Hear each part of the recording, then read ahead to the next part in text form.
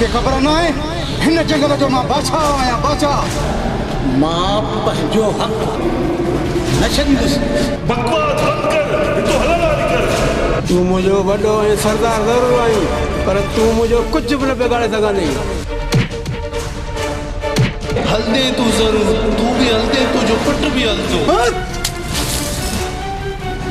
सिंधु एक जंगली सां प्यार दी करे। न, ये नथो थी सके।